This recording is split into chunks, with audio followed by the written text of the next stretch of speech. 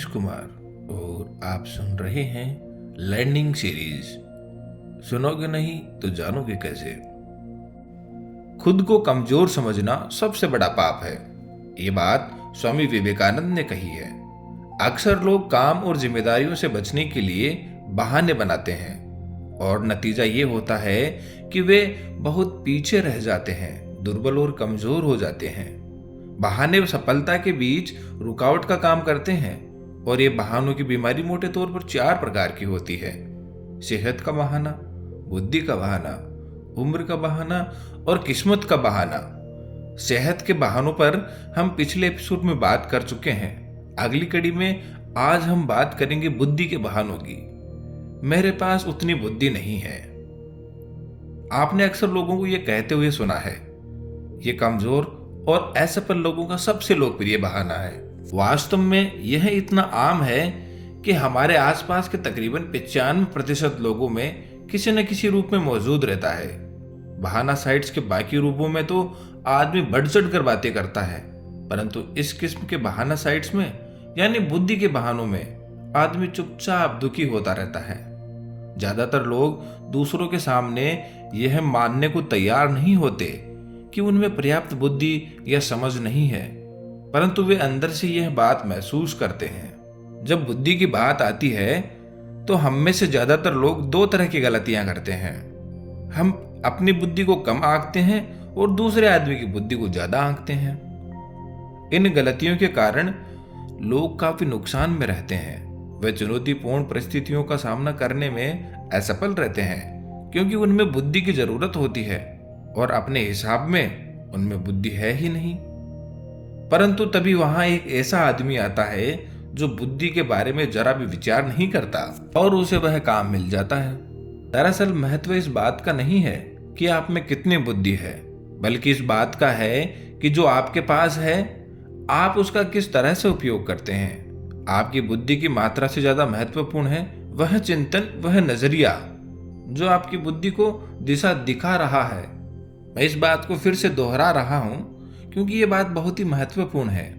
आपकी बुद्धि की मात्रा से ज्यादा महत्वपूर्ण है वह चिंतन, वह नजरिया जो आपकी बुद्धि को दिशा दिखा रहा है। आप जो भी काम कर रहे हैं उस काम में जुटे रहिए जब तक कि वह पूरा न हो जाए। यह असली पते की बात है। आलसी बुद्धि किस काम की।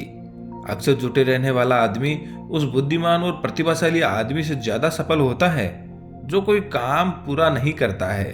पिछले कई सालों से मैं एक ऐसे आदमी के संपर्क में हूं जो बेहद प्रतिभाशाली है, जिसमें बुद्धि की कोई कमी नहीं है। इतनी बुद्धि होने के बावजूद वह बहुत असफल है। उसकी नौकरी भी सामान्य है। वह जिम्मेदारियों से घबराता है। उसने कभी शादी नहीं की। वह मानता है कि ज्यादातर शादियों का अंत तलाक से होता है। उसके बहुत कम दोस्त हैं। लोगों से बात करना उसे बोरिंग लगता है। उसने किसी तरह की जायदाद नहीं खरीदी है, इस डर से कि कहीं वह अपना पैसा न गंवा दे। यह आदमी अपनी बुद्धि का इस्तेमाल करके यह सिद्ध कर देता है कि चीजें क्यों असफल है। इसके बजाय उसे अपनी बुद्धि का इस्तेमाल करके यह सिद्ध करना चाहिए कि वह सफल किस तरह हुआ जाए। जैसा मैंने कहा, उसके पास बुद्धि की कमी नहीं है, सिर्फ उसके सोचने का नजरिया गलत है और इसी कारण यह प्रतिभाशाली आदमी समाज को बहुत कम योगदान दे पाया है और उसने कोई रचनात्मक कार्य भी नहीं किया है। अगर वह अपना नजरिया बदल ले तो वह बड़े बड़े काम कर सकता है। उसमें अद्भुत सफलता दिलाने वाला दिमाग तो है, परंतु उसका नजरिया उतना ताकतवर नहीं है। आपकी बुद्धि की मात्रा से ज्यादा महत्वपूर्ण है वह चिंतन, वह नजरिया जो आपकी बुद्धि को दिशा दिखा रहा है। पीएचडी जैसी बड़ी बड़ी डिग्रियां भी सफलता के सिद्धांत के सामने हार जाती है।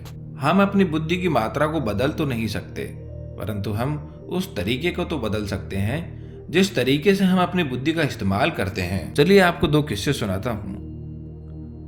एक बार महान वैज्ञानिक आइंस्टीन से किसी ने पूछा कि 1 मील में कितने फुट होते हैं। आइंस्टीन ने जवाब दिया, मुझे नहीं मालूम। मैं अपने दिमाग में ऐसी जानकारी क्यों भरूं जो मैं किसी भी किताब से 2 मिनट में हासिल कर सकता हूं। आइंस्टीन ने हमें एक बड़ा सबक सिखाया है।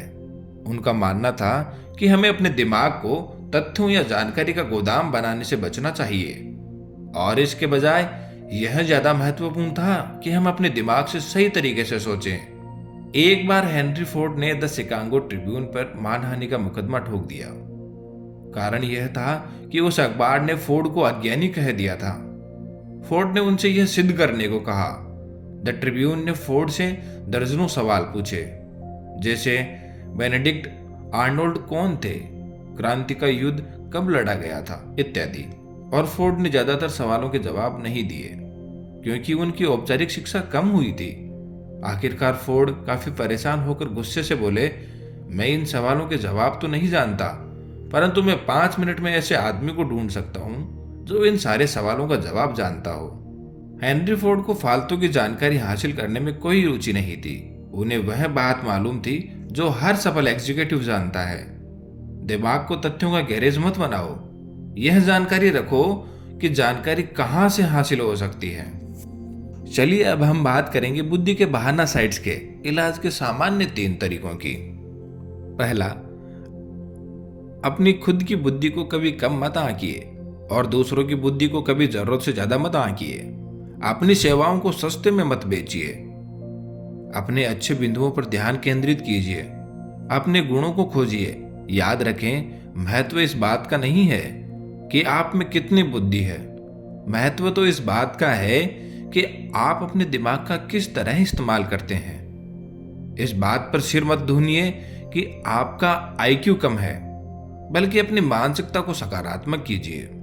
दूसरा, अपने आप को बार बार याद दिलाइए, मेरी बुद्धि से ज्यादा महत्वपूर्ण है मेरा नजरिया। नौकरी पर और घर पर सकारात्मक नजरिया का अभ्यास करें। काम टालने के तरीके खोजने के बजाय काम करने के तरीके खोजें। अपने आप में मैं जीत रहा हूं का रवैया विकसित करें। अपनी बुद्धि का रचनात्मक और सकारात्मक प्रयोग करें। अपनी बुद्धि का प्रयोग इस तरह कीजिए कि आप जीत सकें। अपनी बुद्धि का दुरुपयोग अपनी असफलता के अच्छे बहाने खोजने में मत कीजिए। दूसरा पॉइंट, याद रखें कि तथ्यों को रटने से ज्यादा महत्वपूर्ण और बहुमूल्य है सोचने की योग्यता। अपने दिमाग को रचनात्मक बनाइए और नए नए विचार आने दीजिए। काम करने के नए और बेहतर तरीके खोजते रहिए। खुद से पूछिए, क्या मैं अपनी मानसिक क्षमता का उपयोग इतिहास रचने में कर रहा हूं या इतिहास रटने में। चलिए दोस्तों, आज की कड़ी में बुद्धि के बहाना साइट्स पर बात हो चुकी है। अब अगली कड़ी में हम बात करेंगे उम्र के बहाना साइट्स की। इसी के साथ हम इस कड़ी को आज यहीं समाप्त करते हैं। Good bye.